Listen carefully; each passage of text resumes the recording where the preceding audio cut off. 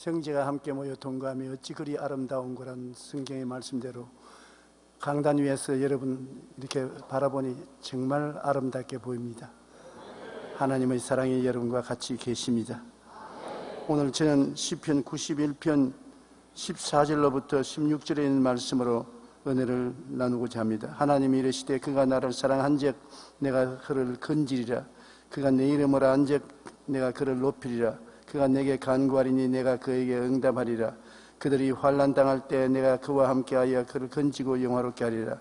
내가 그를 장수하게 함으로 그를 만족하게 하며 나의 구원을 그에게 보이리라 하시도다. 하나님의 은혜라는 제목으로 강의를 하겠습니다. 이 주님께서 우리에게 주신 약속의 말씀 중에 첫째로 나를 사랑한즉 내가 저를 건지리라는 말씀이 있습니다.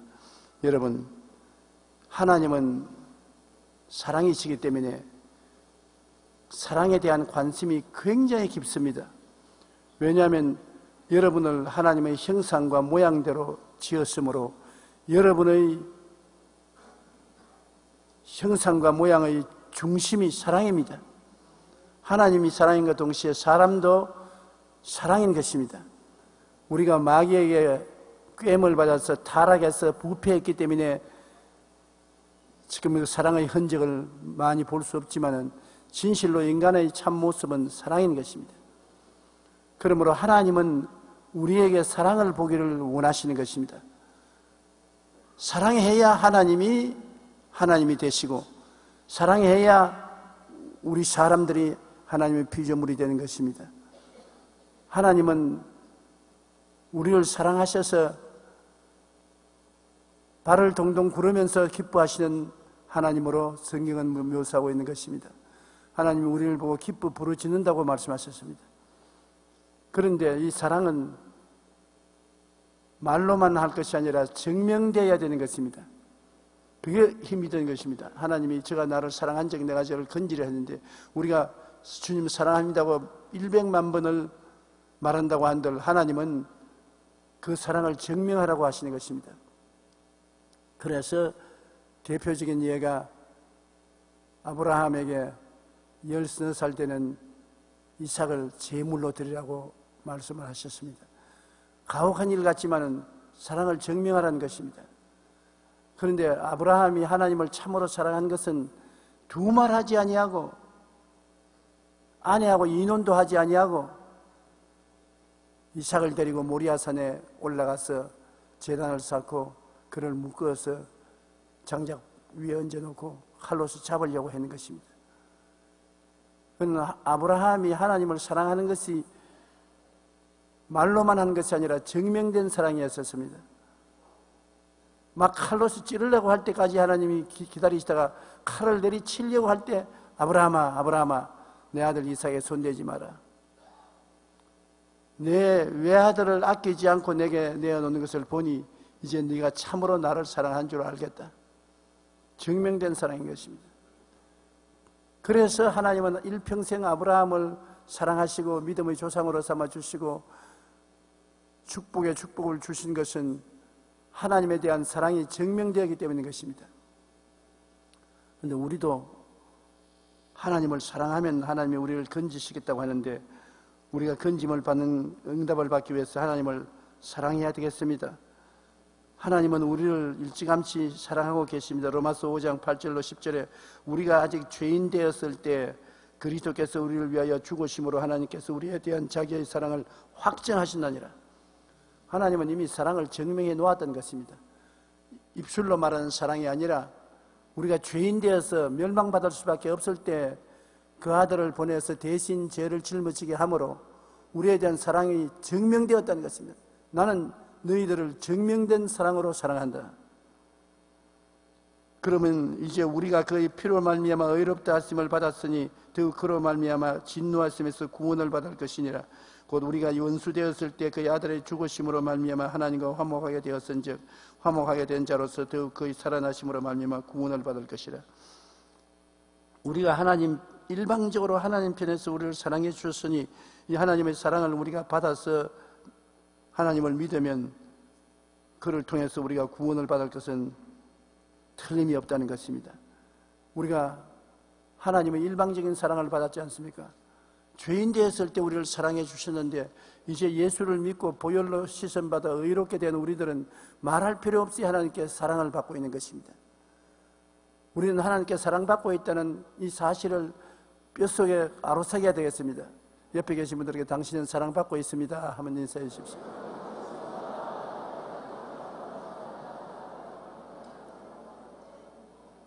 그러므로 하나님이 우리를 사랑해 주셨으므로 이제 우리에게 기대하는 것은 우리도 하나님을 사랑해 주기를 원하시는 것입니다.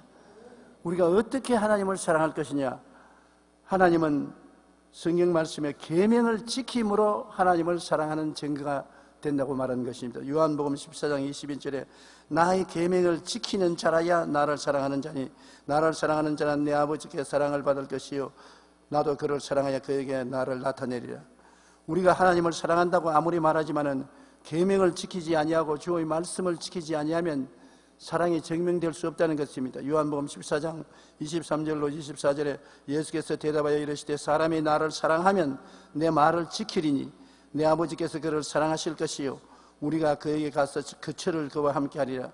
나를 사랑하지 아니하는 자는 내 말을 지키지 아니하리니 너희가 듣는 말은 내 말이 아니요 나를 보내신 아버지의 말씀이니라. 그러므로 하나님이 계명을 지키고 주의 말씀을 최선을 다해서 지켜야 주님을 사랑하는 증명이 된다는 것입니다. 주님을 사랑하면 하나님이 그리스도께서 같이 오셔서 우리와 거처를 같이 하겠다 했는데 그러면 계명은 무엇일까요? 우리가 다 잘 알지만은 오늘 다시 한번 우리 자신을 비춰보시기 바랍니다. 하나님과의 관계, 네 계명이 하나님과 우리 관계를 설정하는 굉장히 중요한 계명인 것입니다. 나 외에 다른 신들을 내게 두지 말라.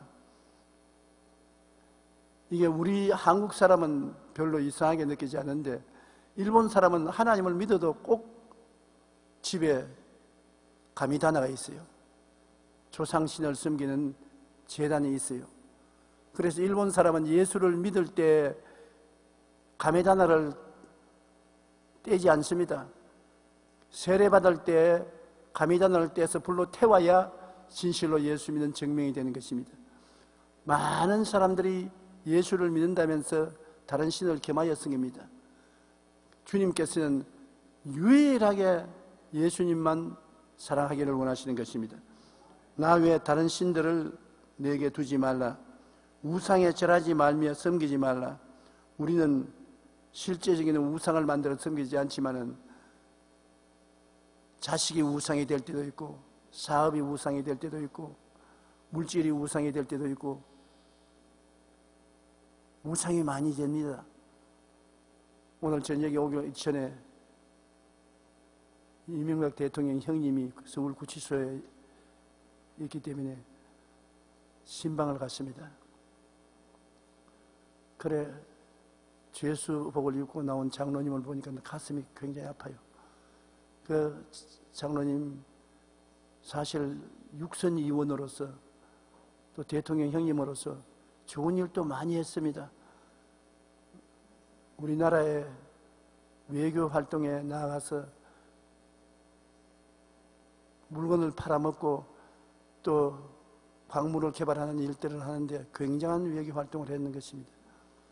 또 교회를 위해서도 어려울 때마다 문제를 해결하는 해결사로 일을 많이 했는데 죄수복을 입고 구치소에 들어와 있으니 자기가 하는 말이 잘한 일은 하나도 없고 못한 일밖에는 말 안 한다는 것입니다. 그러므로 신문을 볼 수가 없다. 자기도 나라를 위해서 교회를 위해서 많이 일을 했는데 와서 보니 내내 자기가 하는 말은 나쁜 말만 하고 흠집만 하고 벗기기만 하고 교회도 찾아온 사람이 가물에 비와 같이 적다는 것입니다. 그러면서 그가 하는 말이 육선위원을 하고 평생을 정치를 했는데 이제 보니 헛되고 헛되며 헛되고 헛되고 모든 것이 헛된 것을 알았다. 자기는 정치가 우상이 되어서 자나깨나 나라와 민족을 위한다고 노력을 했는데 시문은 온통 자기를 몇 조 원을 먹었다 몇십억을 먹었다 하는데 오늘 김상환 목사와 제가 기도하는데 하나님이 자기 마음을 들여다보고 아시기 때문에 먹었는지 안 먹었는지 하나님께서 밝혀주실 것이라고. 이제는 변명도 하지 않고 하나님께 모든 것을 맡기고 운명을 하나님 손에 의지하겠다고 그렇게 말씀하시면서 하나님을 섬기지 아니하고 세상을 섬기는 것이 오늘 이 결과를 가져왔다고 말하면서 다시 인생을 산다면 정말 마음을 다하고 뜻을 다하고 정성을 다하여 주님 중심으로 살고 싶다고 그렇게 말을 합니다. 정치적으로 화려하게 살아도 결국 구치소에 들어가서 남는 것은 아무것도 없고 회한밖에 없는 것입니다. 우리가 이 세상에 아무리 좋은 일이 많아도 그것이 우상이 되어서 그것에 절하면 결국은 남는 것이 아무것도 없는 것입니다. 그 다음 하나님의 이름을 망령되이 부르지 말라. 하나님의 이름을 가지고 장난질하고 욕질하는 일들은 정말 나쁜 것입니다. 하나님을 공경하면 하나님의 이름을 높이고 두려워해야 될 것인데 이름을 장난으로 사용하지 말아야 될 것입니다. 안식일을 기억하여 거룩하게 지켜라. 우리는 예수님이 부활한 날을 안식으로 지키는데 참 사회적인 여러 가지 여건에 의해서 안식일을 거룩히 지키기가 힘들어요. 오늘 서울구치소에 가니까 소장이 소장실에 청해서 차를 대접해 주는데 내가 소장님은 예수 믿으십니까? 그러니까 웃으면서 내가 바로 여의도 순복음교회 교인입니다. 우리 아내는 열렬한 교인이고 나는 지금까지 20개 교도소를 돌아가면서 섬겼기 때문에 정말로 교회에 적을 두고 주의를 지킬 수가 없을 때가 너무나 많아서 내가 방송에서 목사님에게 교인이라고 말을 안 하려고 했는데 묻기 때문에 말을 한다고. 그러니 오늘날 사실은 시간을 내어서 성수주의를 하기가 힘든 시절에 우리가 살고 있습니다. 그러나 최선을 다해서 안식일을 거룩히 지키고 또 안식일에 우리 마음의 상태라도 거룩히 지켜야 될 것입니다. 그러나 안식일을 환경 때문에 못 지킨다고 우리가 정지하지 말아야 되는 것입니다. 왜냐하면 예수님께서 한 번은 제자들을 데리고 안식일날 밀밭을 지나가는데 제자들이 밀 이삭을 따서 막 비벼 먹었거든. 안식일에는 아무 일도 하지 말아야 했는데 배고프니까 밀 이삭을 따서 그냥 막 비벼서 우후 불어서 먹지 않습니까? 우리도 어릴 때 그렇게 많이 했지 않습니까? 밀살이 했는데. 그러니까 바리새 교인, 사두개 교인이 안식일에 일하지 말라고 했는데 타작했단 말이지. 밀을 비벼 먹는 것도 타작이단 말이지. 안식일을 범한 너희가 무슨 하나님 믿는 사람이냐? 그러니까 예수님께서 사람이 안식일을 위해서 있는 것이 아니라 안식일이 사람을 위해서 있는 것이다. 나는 안식의 주인이다. 그 말에 저는 처음 읽었을 때 깜짝 놀랐습니다. 우리는 엄격하게 안식일을 지키지 않으면 정지하고 심판했는데 예수님께서 하신 말씀이 안식일이 사람을 위해서 있지 사람이 안식일을 위해서 있지 않다. 사람 위해서 안식일을 만들었지 안식일을 위해서 사람 만들었지 않으니까 불가피한 상황에는 안식일을 어길 수 있다는 그러한 서제셔널 한 것이 있습니다. 이것도 내가 이런 말을 했으면 또 비난을 받을 것은 당연한 일이지만 참말은 참말을 할 수밖에 없어요. 그러므로 최선을 다해서 안식일을 지키되 불가피한 때는 어찌할 도리가 없습니다. 의사가 안식일을 나는 안식일이니까 환자 안 돌본다고 환자가 들어와도 월요일까지 기다리시오. 우리를 기다리면 죽어버리는데 어떻게 합니까? 그러니까 할 수 없이 의사는 안식일 범하더라도 환자를 돌봐줘야 되고 부모가 자식을 돌본데 어린아이들을 돌볼 때 안식일이니까 난 젖도 안 먹이고 기저귀도 안 갈아주겠다고 하면 어린아이가 어떻게 하는 것입니까? 안식일에도 부모는 엄마는 기저귀 갈아주고 젖 먹이고 옷 갈아입히고 해야 되는 것입니다. 주님께서 천지와 만물을 지으시고 여섯째 때 쉰 것은 일했죠. 쉰 것은 사람을 위해서 그렇게 하셨다고 말씀하고 있는 것이 여러분 깊이 생각해 볼 일인 것입니다. 우리가 하나님과 사람 관계가 네 계명인데 이 계명을 지키고 인간관계의 계명이 6계명입니다. 역시 교도소장이 하신 말씀이 교도소에 있으면서 법을 엄하게 만들어서 교도소에 잡아 넣어도 하는 말이 밖에 나갔다 얼마 있으면 또 들어온다는 것입니다. 이는 순환 휴게소와 같다. 나가서 얼마 있으면 또 똑같은 죄 짓고 들어오고 나가서 또 들어오고 사람이 근본적으로 변화되지 않고 악한 것을 교도소에 있으면 절실히 알 수 있다고 말하셨습니다. 제가 어제 박근혜 한나라당 대표와 한 2시간 이야기를 했는데 내가 한나라당 박근혜 대표에게 이야기를 당신이 대통령이 되면은 기독교와 불교와 종교적 차별을 두지 마라. MB 정부 때는 종교적 차별이 너무 심해서 불교에는 굉장한 원조를 많이 주고 우리 기독교는 손해가 많았다. 장로 대통령이 들어왔으면 또 기독교가 오히려 손해를 많이 입었는데 당신은 그렇게 하지 말아달라. 대통령이 되면 종교청 같은 것을 만들어서 철저히 정부는 중립을 지키고 편벽하게 대접하지 말라. 그렇게 말하면서 제가 하는 말이 당신의 아버지는 새마을 운동을 해서 가난한 우리 한국 농촌과 한국을 살리는 운동을 했는데 당신은 대통령이 되거든 새마음 운동을 하라. 한국이 잘 살게 되어서 잘 먹고 잘 입고 잘 사는데 범죄가 얼마나 심하냐. 날로 범죄가 심하고 자살도 세계에서 제일 많고 성폭행도 세계에서 제일 많고 죄악이 관영한데 이것은 물질 풍부가 반드시 사람을 변화시키는 것이 아니라 마음이 달라져야 하는 것인데 마음이 달라지는 것은 결국 예수 믿어야 된다. 그러므로 새마을 운동을 해달라고 부탁을 하니까 다 하겠다고 그래요. 왜냐하면 내 얼굴에 표가 있으니까 나 그럴 수가 없죠.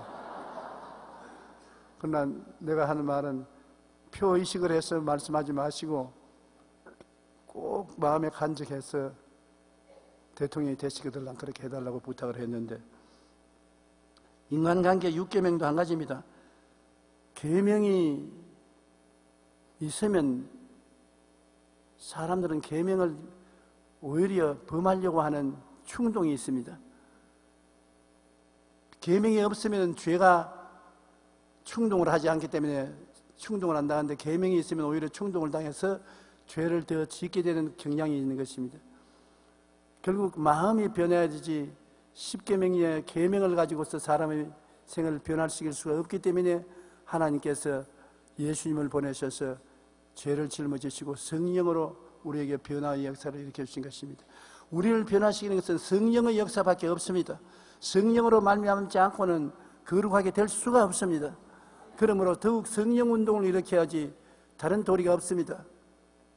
기자가 나에게 와서 한국에 이렇게 사회가 부패해지는데 어떤 법을 만들어야 되겠냐, 정부에 무슨 법을 만들기를 요구하냐 그래서 법이 없어서 우리가 죄를 안 지는 것이 아니고 법이 없어서 한국 사회가 부패한 것이 아니지 않냐. 한국 사회는 성령 운동을 해야 된다. 예수 믿고 성령 받아야 한국 사회가 달라지지 그 위에는 달라질 길이 없다고 그렇게 제가 대답을 했습니다. 우리 인간관계 6계명도 우리가 알고 성령께 의지해야 이것을 지킬 수가 있는 것입니다. 내 부모를 공경하라. 요사이 부모들이 걱정을 하는 것은 베이비 부모 세대에 태어난 부모들이 이제 40, 50대가 되니까 죽도록 일해서 한 2, 3억짜리 아파트 하나 구해가지고 쓰는데 아들, 딸 시집 장가 보낼 때 홀랑 다 날린다는 것입니다. 그런데 아들, 딸들이 부모가 고생했으니까 장가만 보내주십시오, 시집만 보내주십시오 이러면 좋은데 부모가 모은 재산 다 홀딱 다 가져가려는 것입니다. 우리 세대는 우리 결혼할 때 없으면 없는 대로 그저 빈손들로 결혼했지 않습니까? 근데 요 사이는 안 그래요. 내가 우리 교회에 나오는 어느 자매님이 33살에 먹는데 아버지가 카운셀링을 해서 시집가게 해달라고 부탁을 하기 때문에 카운셀링을 했습니다. 공부를 많이 했어요. 서울대학 나오고 미국 가서 유학도 하고 한국에 와서 교수 노릇도 하고 있는데 시집을 가라고. 그러니까 시집을 갈 상대가 없다는 겁니다. 왜 어떤 상대를 구하니까 나는 인물 잘난 남자도 구하지 아니하고 가문 좋은 남자도 구하지 아니하고 아빠더라도 한 채 가지는 남자가 되어야 시집 가겠다는 것입니다. 뭐 딱 깨놓고 말했잖아. 인물 같은 거 안 본다는 거예요. 가문이 좋다 안 좋다 볼 필요 없다. 집 한 채 가지고 오면 집 내 이름으로 해주면 내가 결혼하겠다. 요사이 돈 없으면 장가 못 가요. 그리고 더 이상 카운셀링이 필요 없어요. 하는 말이 목사님 하는 말 내가 다 알고 있다고. 다 알고 있다고 뭐. 그러니까 내 부모를 공경하라는데 요사이 부모 공경이 이거 물질주의가 되어서 참 어렵게 되어 있습니다. 그러나 성경에는 부모를 공경하면 세상에서 잘 되고 장수한다고 말했었습니다. 살인하지 말라 했는데 요사이 살인은 무섭습니다. 자기 부인을 죽여서 토막 살인을 해서 밖에 갖다 세면도로서 파묻어 버린다는 이런 일이 어떻게 있을 수가 있는 것입니까? 어디 믿고서 딸 시집 보내겠어요? 언제 토막 살인 당할지 모르니까. 의사 선생이라는 사람이 자기 아내에게 몸 주사를 놔가지고서 죽이지 않느냐. 요사이 아무도 신뢰할 수 없을 만큼 살인죄가 많이 횡행하고 있는 것입니다. 그 다음 간음하지 말라. 가정이 무너지게 된 것은 벌써 오랜 시간입니다. 우리 교회도 가정적인 싸움을 많이 해오는데 가만히 카운셀링을 해보면 수입을 많이 올리기 위해서 직장을 가지지 않습니까? 남편도 직장을 가지고 아내도 직장을 가지니까 집안에 서로 대화를 할 수 있는 시간이 없어요. 남편은 남편대로 피곤하고 지치고 바쁘고 아내는 아내대로 직장에서 일하고 피곤하고 바쁘니까 집에 돌아오는 시간대도 같지 않고 하니까 밥도 같이 먹을 수가 없고 같이 지낼 수 있는 시간적인 여유가 없기 때문에 서로 멀어지는 것입니다. 사회 생활이 분주해질수록 서로 멀어지고 대화를 안 하게 되니까 애정이 식어지고 마는 것입니다. 그러고 난 다음 직장의 동료들은 가찹지 않습니까? 매일 이마를 대고 마주치고 가까이 지내니까 잘못된 탈선을 하는 일들이 굉장히 많습니다. 그러므로 간음하지 말라는 이 하나님 말씀에 우리가 엄격하게 주의를 기울여야 될 것입니다. 도둑질하지 말라. 도둑질은 국가에 대한 도둑질, 세금 도둑질하는 것도 도둑질이고 11조는 말할 필요 없고 그 위에 우리가 점도둑이를 말이 하는데 도둑질하지 말라고 했으니 도둑질하지 말아야 되겠고 내 이웃에 대하여 거짓 증거하지 말라. 제일 흔하게 하는 죄가 거짓 증거인 것입니다. 똑같은 말을 하되 보태서 말하거나 빼서 말하거든요. 정확하게 말을 전달하는 사람 몇 사람이 있어요.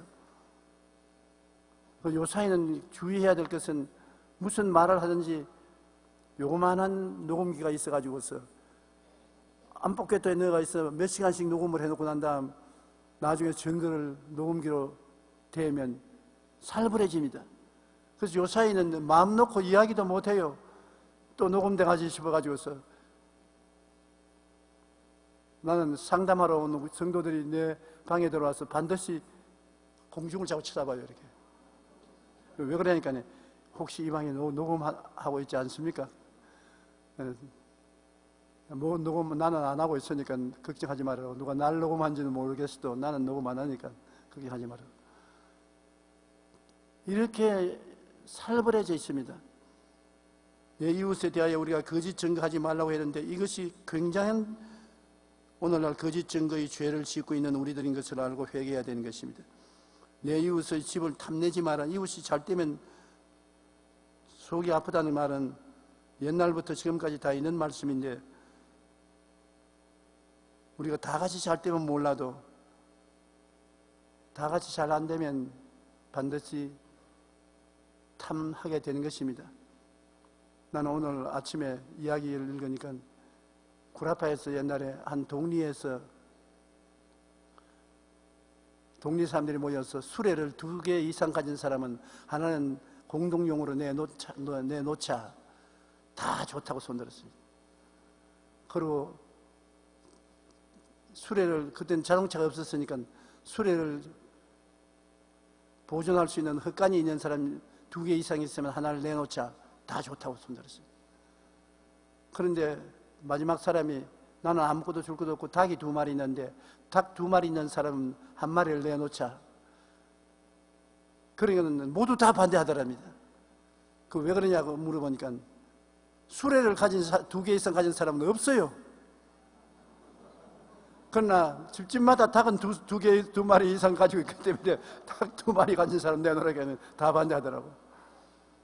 모두 다 자기 소유에 먼저 마음을 집중하는 것이기 때문에 이웃이 더 많이 가지고 있으면 질투하고 시기하는 것이 우리의 일상인 것입니다. 그러므로 오늘날도 우리는 십계명을 늘 외우면서 기도를 하지만은 십계명을 온전히 지킬 수 있는 사람은 성령의 능력이 아니고는 할 수가 없습니다. 또 사람들이 십계명을 다 온전히 지킬 수 있었으면 예수님이 십자가를 걸머질 이유가 없습니다. 사람들이 다 지킬 만한 계명이 주어졌는데 예수님이 왜 십자가를 걸머져야 되는 것입니까? 의인은 없나니 하나도 없다. 모든 사람이 죄를 범하였으니 하나님의 영광에 이르지 못한다. 못 지키니까 결국 예수님이 대신하여서 십자가에 못 박여 몸짓고 피 흘려서 갚아주시고 성령을 보내셔서 하나님의 법을 지키고 살도록 만들어 주셨다는 것입니다. 어느 스님이 동아일보에 인터뷰 나온데 보니까 이 손가락이 다 없어요. 그 법을 어길 때마다 불로서 손가락을 태워가지고서 얼마나 가혹하게 했던지 손가락이 다 불타버리고 없더라는 것입니다. 그렇게 손가락을 태우고도 중돌이 룸살롱에 와서 술 마시고 야단법석을 한단 말입니다. 그러니까 우리가 사람이 인간의 힘으로 계명을 지킨다는 것이 너무나 힘들므로 예수를 전도하고 성령을 받게 하는 것입니다. 첫째도 성령이요, 둘째도 성령이요, 셋째도 성령인 것입니다. 성령으로 말미암자고는 그리스도를 주라고 할 수도 없고 성령으로 말미암아 죄와 사망의 법에서 해방되는 것입니다. 그러므로 성령 충만하도록 기도하고 성령이 오셔서 우리를 변화시키도록 해야만 문제가 해결될 수 있는 것입니다. 예수님께서 주신 계명이 또 있습니다. 서로 사랑하라는 계명입니다. 요한복음 13장 34절로 35절에 새 계명을 너희에게 주노니 서로 사랑하라. 내가 너희를 사랑한 것 같이 너희도 서로 사랑하라. 너희가 서로 사랑하면 이로써 모든 사람이 너희가 내 제자인 줄 알리라. 예수님 당시에 십계명을 못 지키더라도 사랑의 계명만은 지키라고 말하는 것입니다. 사랑을 하면은 내 제자가 된 줄 안다. 그러므로 사랑 계명을 지켜라. 우리도 사랑을 해야 되는데 사랑은 적극적인 면하고 소극적인 면이 있습니다. 소극적인 면은 남에게 해를 끼치지 않는 것입니다. 같이 있으면 이웃이 해를 받지 않도록 해를 끼치지 않는 흉보고 손가락질하고 벗기고 욕하고 하는 것을 하지 않는 것은 소극적으로 사랑하는 것이고 적극적으로 사랑하는 것은 서로 위로하고 격려하고 용기와 힘을 주고 먹을 것을 나누고 입을 것을 나누고 함께 인생을 사는 것은 적극적인 사랑인 것입니다. 우리가 적극적인 사랑을 못하더라도 소극적인 사랑이라도 해야 주님과의 사랑이 이루어질 수 있는 것입니다. 오늘날 너무나 우리는 이웃을 해칩니다. 이웃을 흉보는 것은 굉장히 쉽습니다. 이웃을 칭찬하는 것보다 흉보기가 굉장히 쉬워요. 그리고 칭찬하면 마음이 쨍해도 흉보면 속이 시원하니까 그러니까 흉을 보는 것입니다. 우리 주님께서 하신 말씀대로 서로 사랑하라고 한 계명을 주셨으니 이 계명을 지키도록 해야 되겠습니다. 성경에는 저가 나를 사랑한 적 내가 저를 건지려 했는데 사랑한다는 것이 바로 주의 계명을 지키고 주의 말씀을 지키고 우리가 이웃을 사랑하는 것이기 때문에 우리가 최선을 다해서 회개를 하고 노력을 하면서 기도를 해야 주님이 건져주신다는 것입니다. 100% 이 계명을 다 지켜서 의롭다함을 입을 사람은 아무도 없지 않습니까? 죄를 짓지 않은 의인은 없다고 말했었으니까. 예수 믿고 난 다음 그리스도로 말미암아 용서와 의를 받았다고 할지라도 우리는 육신으로서 십계명을 지키려고 최선의 노력을 다하고 사랑의 계명을 지키려고 애를 써야 될 것입니다. 그러면 주님께서 우리를 건져주겠다. 그러한 운동이 일어나는 교회나 구역이나 가정에 주님 건지시는 역사가 일어나는 것입니다. 죄와 허물에서 건져주시고 허무와 절망에서 건져주시고 병과 스트레스에서 건져주시고 가난과 저주에서 건져주시고 죽음과 멸망에서 건져주는 역사가 일어나야 되는 것입니다. 오늘날 구라파 교회와 한국 교회가 뭐가 다르냐 하면 구라파 교회는 건져주는 것이 없어요. 구라파 교회는 가르치는 것만 있습니다. 역사적인 기독교, 철학적인 기독교, 윤리적인 기독교, 종교적인 기독교, 종교를 가르치는 것은 있어도 건져주는 것이 없습니다. 그러나 한국의 교회는 건져주는 것이 있어요. 새벽기도, 철야기도, 금식기도, 기도할 때 모여가지고서 하나님께 부르짖어 기도해서 하나님이 건져주셔요. 죄에서 건져주시고 가정적인 트러블에서 건져주시고 불안, 초조, 절망에서 건져주시고 병에서 치료하여 주시고 가난과 헐벗음에서 건져주는 체험이 있기 때문에 한국교회가 살아있는 것입니다. 건져주는 역사가 없으면 한국교회도 죽습니다. 그런데 오늘날 가장 어려운 점은 한국교회도 점점 성도들이 기도를 등한히 하고 성경을 읽기 싫어하고 건져주는 역사가 사그러지기 시작하면 한국교회도 구라파 교회처럼 텅텅 비게 되는 것입니다. 구라파 교회는 할머니나 할아버지나 앉아서 있을까? 젊은 사람들은 교회 안 나옵니다. 이와 같은 교회가 된다면 얼마나 비극적이겠습니까? 우리 여의도 순복음교회는 성령운동으로 건져주는 운동을 통해서 교회가 처음부터 시작하는 것입니다. 그러니까 끝까지 건져주는 일을 해야 돼요. 김상원 목사님이 하는 말이 우린 장로교회라도 순복음교회 간판만 안 달았지 순복음교회보다 더 기도 많이 한다고. 그러면서 이번 새벽기도 주간에 매일 7,000명 이상의 교인들이 교회를 꽉 메우고 새벽기도를 했다. 그래서 제가 당신들만 하는 것이 아니라 우리도 한다 그 말이 이까지 나왔는데 안 한 것은 말싸움 할까 싶어가지고 제가 말을 안 했습니다. 아닌데 우리 한국에서 큰 교회치고 여의도 순복음교회 본을 안 딴 교회가 없어요. 제일 처음에는 주여 세번 부르고 통성으로 기도하는 거 다 욕하더니만 지금 어느 교회 가도 다 주여 세번 부르고 통성으로 기도하고 성령 받으라는 말 옛날에는 하면은 이단이라고 하던데 지금 하는 곳마다 성령 받으라고 하고 병 고치는 운동도 어느 곳에나 다 병 고치는 운동을 하는데 공개적으로 하는 데가 있고 비공개적으로 하는 것이 다르지만 병 고치는 기도도 다 하고 귀신도 다 쫓아내고 우리 한국교회가 순복음화함으로 이렇게 크게 발전한 것입니다. 그런데 사람들이 이제는 거기에서 점점 물러가서 세속화에 감으로 교회가 잠들기 시작하는데 우리는 그것을 깨워 일으키는 선구자가 되어야 되겠습니다. 성경 말씀에 저가 나를 사랑한즉 내가 저를 건지리라 했었으니 여러분 하나님을 정말 사랑하고 건짐을 받는 이 수련회 되시기를 주의 이름으로 축원합니다. 둘째로 내 이름을 안즉 내가 저를 높이리라. 주님의 이름을 알면 그만큼 하나님을 섬기게 되기 때문에 내 이름을 알면 내가 저를 높이리라 했습니다. 우리가 역사를 통해서 볼 때 주님의 이름을 알고 섬기는 나라치고 못 사는 나라 보았습니까? 대영 제국은 주님을 섬김으로 해가 지지 않는 나라가 되었었으며 미국은 청교도들이 하나님 잘 섬기기 위해서 미국에 온 결과에 300년 가까이 지나고 난 다음 세계 최대의 강력한 나라가 된 것을 알고 있습니다. 우리 대한민국도 60년 만에 이렇게 세계 7대 경제 대국이 된 것은 우리가 주의 이름을 알고 주의 이름을 섬기고 높이기 때문에 하나님이 우리에게 복을 주신 것입니다. 나는 아무리 생각해봐도 우리 한국이 이렇게 잘 살게 된 것 너무나 꿈 같아요. 60년 전에 바로 제가 목회를 시작했을 때 우리 한국 교인들이 60만이 채 못 되었었습니다. 박용묵 부흥사가 100만 운동을 하자고 우리가 모여서 기도회를 하고 한 적이 있는데 100만만 되면 우리 한국이 잘 살게 될 것이라고 우리가 생각했었습니다. 근데 그때는 사실은 지방에 복음 전도도 하러 다니면 길이 고속도로가 하나도 없었어요. 흙먼지길이고 집집마다 얼마나 못 사는지 말로 다 할 수가 없었습니다. 근데 오늘 이곳에 오면서 보니까 도로가 얼마나 좋습니까? 그리고 스위스 같이 아름답습니다. 이렇게 큰 변화가 온 것은 어떻게 된 것이냐?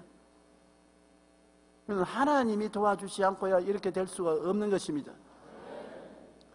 포항에서 어제 올라와서 저와 상담을 한 포항 장로교회 제일 큰 교회 진 목사님 말씀이 이제 요사이 도시 목회한다고 자랑하지 말라고.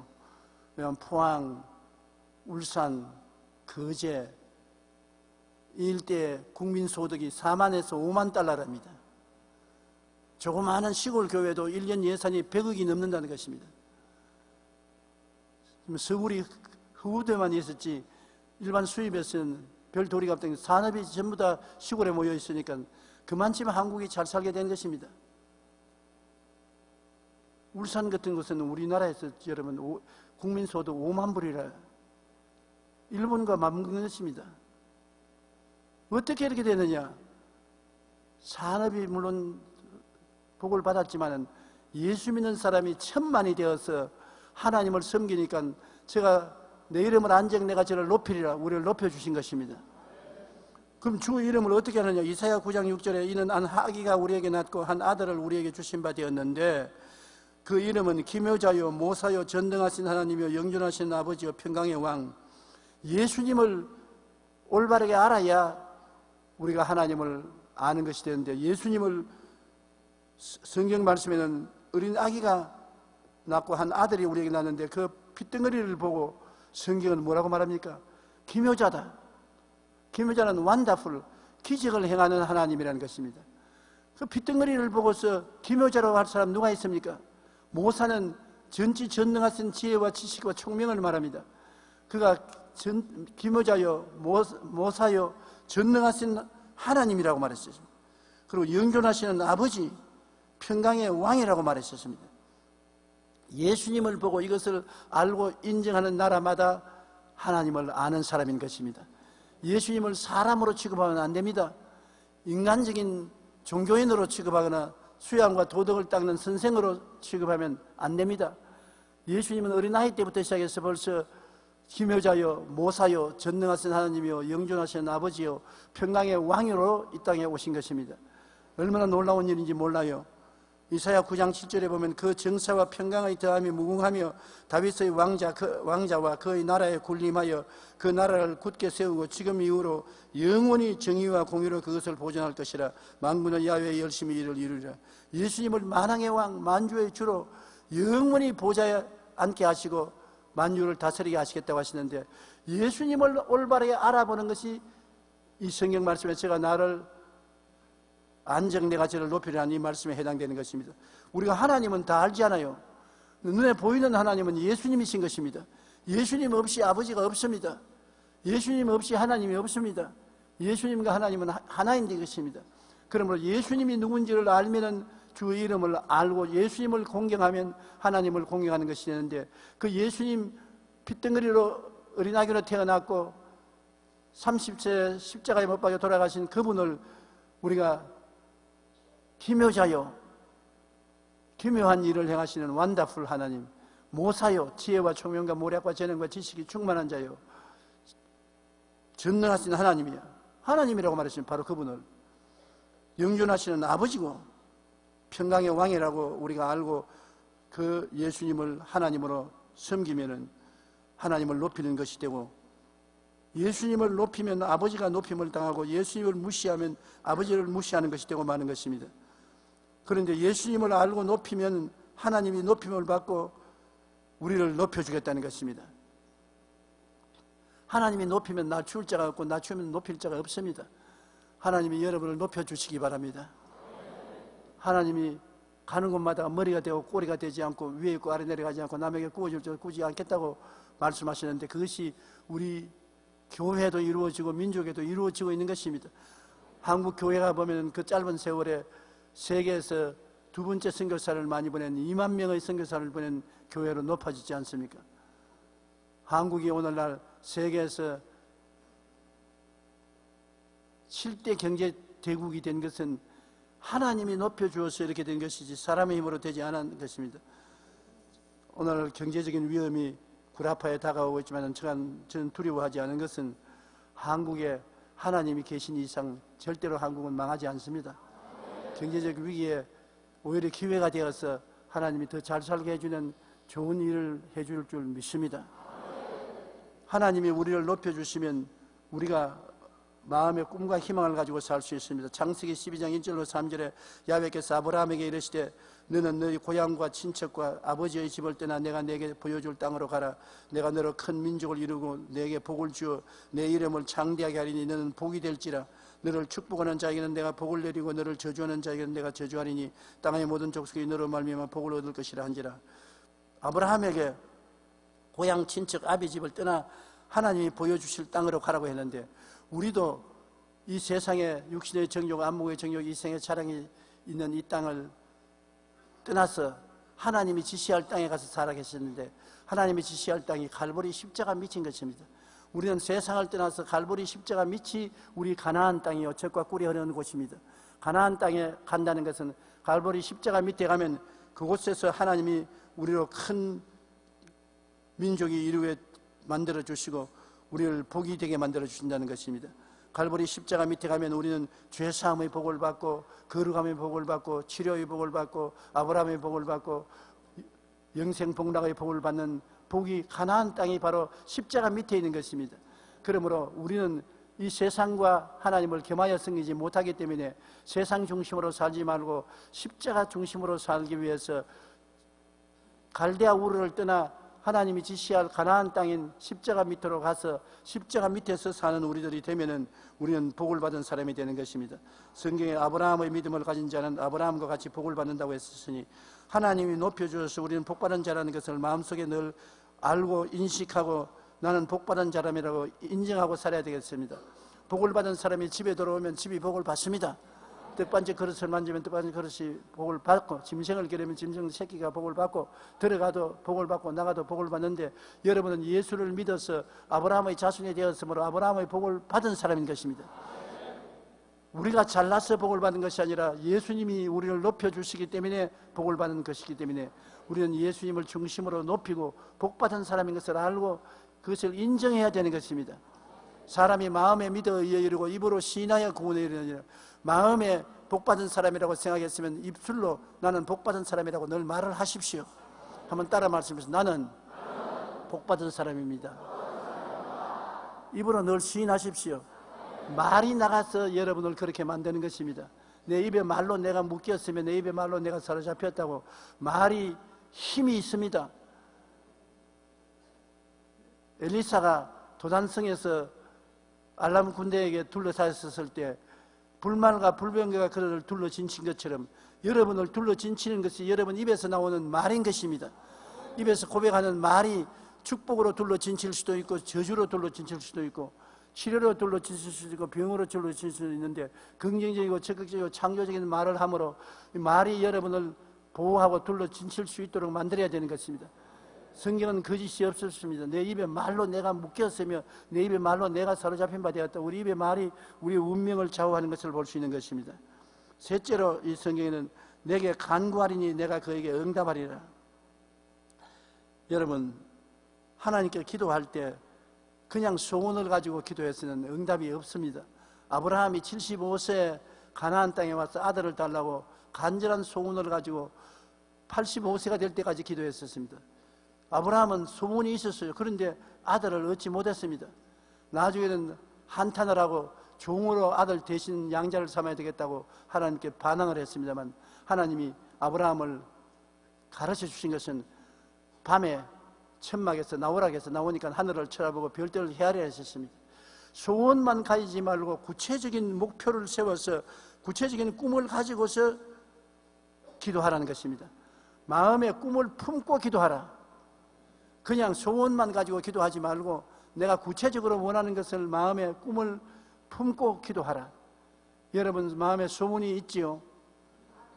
그 소원이 이루어진 모습을 마음에 품으십시오. 뜨거운 소원을 가지고서 마음에 이루어진 모습을 품고 기도하라고 하나님 말씀한 것입니다. 아브라함이 10년 동안 소원만 가지고 기도해서 응답 못 받았는데 별들을 보고 내 자손이 제 별들처럼 많을 것이라고 하니까 그것을 마음속에 받아들이자 믿었습니다. 하나님이 너 의롭다, 이젠 잘했다, 올바르다. 그래서 이삭을 낳은 것입니다. 오늘날 우리는 목표를 분명히 세우고 구체적인 꿈을 그리고 뜨거운 마음으로 기도해야 되겠습니다. 뜨거운 소원으로 기도하면, 꿈을 가지고 품고 기도하면 그 기도가 응답되는데 꿈이 없이 기도하면 기도가 응답되지 않아요. 한나는 아들 하나 주기를 소원했습니다. 그 남편이 브넷나라는 채벌 거느려서 아들을 쑥쑥 낳으니까 핍박을 많이 받아서 얼마나 마음고생이 많은지 하나님 성전에 와서 기도할 때 그는 간절한 소원을 가지고 기도했습니다. 아들 하나만 주시면 내가 아들을 평생에 성전에 바쳐서 머리에 삭도를 떼지 않고 나 시린으로 하나님을 섬기게 하겠다고 간절히 기도하는데 가만히 제사장이 보니까 입만 들썩들썩 하거든. 술 먹고 와서 술 취정하는구나. 술을 끊어라. 그러니까 제사장님, 내가 술이 취해서 아니라 마음에 너무 답답한 소원이 있어서 간절한 마음으로 말이 막혀서 입만 들썩거린다 그랬습니다. 제사장이 내 믿은 대로 되라. 그래서 낳은 것이 바로 누구야? 사무엘이요.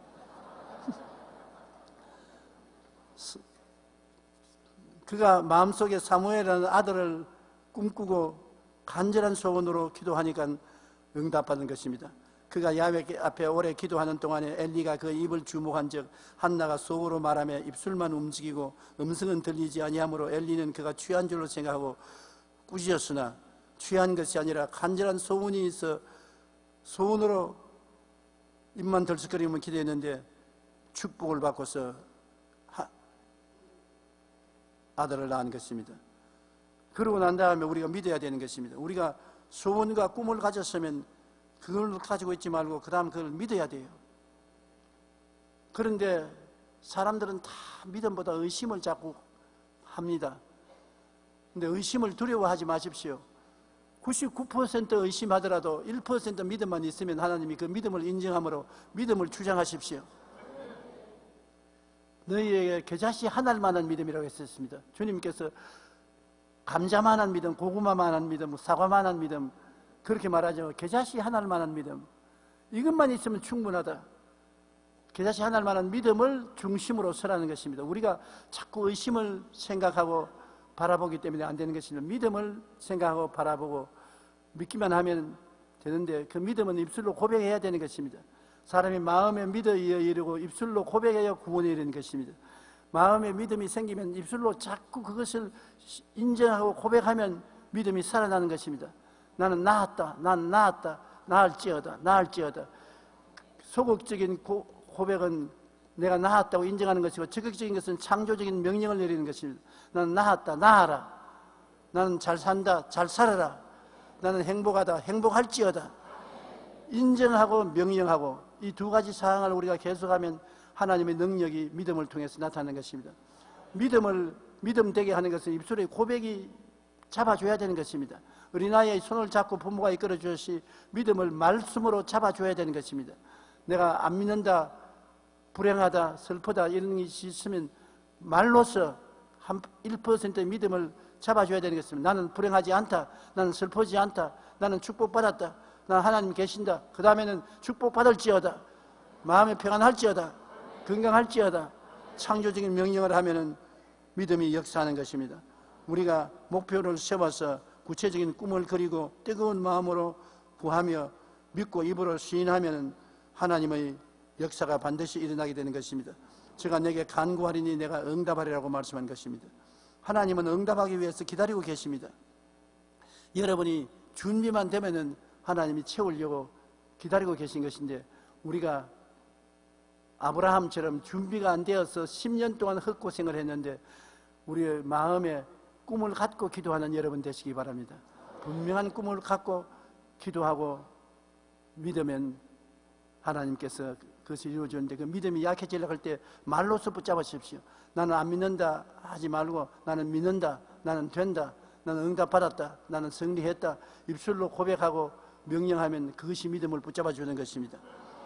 네 번째로, 환난 때 내가 저와 함께하여 저를 건지고 영화롭게 하리라. 주님은 여러분 환난당한 우리를 찾아오신 것입니다. 우리가 아담과 하와가 타락해서 이 세상에서 죄를 짓고 불의하고 추악하고 버림받은 환난당한 우리를 위해서 예수님을 보냈기 때문에 예수님이 계신 곳은 바로 환난을 당한 곳에 찾아와서 계시는 것입니다. 예수님은 평안한 사람을 찾아온 것이 아니라 죄 있는 사람에게 찾아오고 허물 많은 사람에게 찾아오고 병든 자에게 찾아오고 굶주린 사람에게 찾아오고 죽어가는 사람에게 찾아오는 주님은 바로 선한 사마리아인의 대표적인 모습인 것입니다. 그러므로 우리가 복음을 전할 때 주님께 찾아오는 사람을 보고 구박하지 말아야 될 것은 이 세상에 헐벗고 굶주리고 병들고 못나고 고통을 당한 사람을 건지기 위해서 예수님이 찾아왔었으므로, 죄인이 없으면 예수님 구주가 필요 없어요. 허물이 없으면 거룩하게 해줄 사람이 필요 없고, 병이 없으면 의사가 필요 없고, 부자만 있으면 가난한 사람을 복된 소식을 전해주는 자가 필요 없고, 전부 다 안 죽으면 영생을 줄 주님이 필요 없지 않습니까? 주님이 필요한 것은 죄가 있고 허물이 많고 병이 있고 못 살고 마귀가 있고 죽고 하는 그 가운데 와서 주님이 우리를 도와주시는 것입니다. 그러므로 주님은 오늘날도 우리 가운데 와서 이러한 사람을 건지는 일을 하시는 것입니다. 일을 행하는 야훼가 되시는 것입니다. 할 일이 없는 주님이 아니신 것입니다. 그러므로 이러한 사람을 건지기 위해서 주님이 십자가에 못 박여 이 모든 짐을 대신 짊어졌지 않습니까? 죄짐을 짊어지고 허물을 짊어지고 병을 걸머지고 저주를 짊어지고 죽음을 청산하셔서 내가 다 이루었다 하시고, 이루은 것을 주님께서는 이제는 나누어 주기 위해서 기다리고 있는 것입니다. 이제는 주님이 다 이루어 놓고 기다리고 계신 것입니다. 주님은 이런 일을 해결하기를 좋아하는 것입니다. 이 일 때문에 십자가를 못 박였으니까 그 효과를 발생하기 위해서는 여러분과 내가 그 열매를 먹어야 효과를 발생할 수 있는 것입니다. 예수님이 고생해서 이루어 놓은 것을 우리가 누려야 예수님이 영광을 받으시는 것입니다. 이러므로 환난 때 주님을 찾으면 주님이 반드시 와서 계신 것입니다. 내가 사망의 엄심한 골짜기로 다닐지라도 해를 두려워할 것은 주께서 나와 함께 하심이라. 주님은 환난 당한 사람을 찾아와서 같이 계신 것입니다. 주님의 지팡이와 막대기는 준비되어 있습니다. 도와주기를 원합니다. 그러므로 환난 때 우리와 같이 계신 주님을 알고 의지하고 낙심하지 말아야 되는 것입니다. 주님은 우리를 건져주고 우리를 영화롭게 하고 주님께서 영광을 받으시는 것입니다.